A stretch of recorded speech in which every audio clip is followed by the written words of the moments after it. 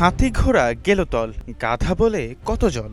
বাংলা এই প্রবাদকে যেন বাস্তবের ময়দানে তুলে নিয়ে আসতে চাইছে আফ্রিকার দেশ উগান্ডা, যেখানে শক্তিশালী সামরিক বাহিনী নিয়েও বিশ্বের অন্যতম পরাশক্তি যুক্তরাষ্ট্র ও ইসরায়েল ইরানের কাছে নাকানি চুবানি খাচ্ছে। সেখানে ইসরায়েলের পরাজয় দেখলেই যুদ্ধে ঝাঁপিয়ে পড়ার হুমকি দিয়েছেন উগান্ডার সেনাপ্রধান।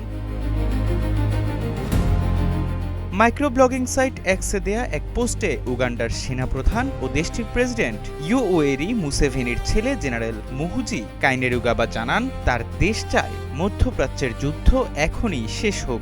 জীবন অবাক না করলে কে করবে? 28% মিল্ক ফ্যাটের অবাক করার সাথে ফ্রেশ মিল্ক পাউডার। জীবন অবাক করুক প্রতিদিন। বিশ্ব এতে ক্লান্ত হয়ে পড়েছে, কিন্তু ইসরায়েলকে ধ্বংস বা পরাজিত করার যে কোনো আলোচনা উগান্ডাকে এই যুদ্ধে ইসরায়েলের পক্ষে টেনে আনবে।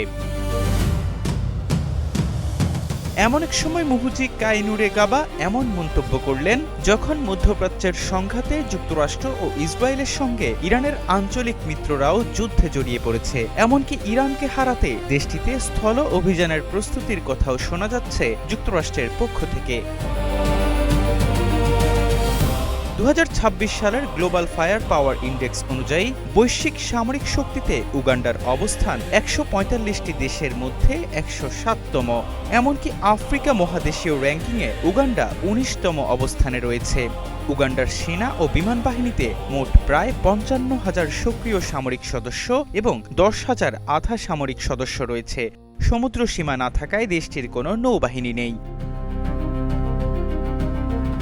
অন্যদিকে 2026 সালের গ্লোবাল ফায়ার পাওয়ার ইন্ডেক্স অনুযায়ী ইরানের বৈশ্বিক সামরিক অবস্থান 16তম।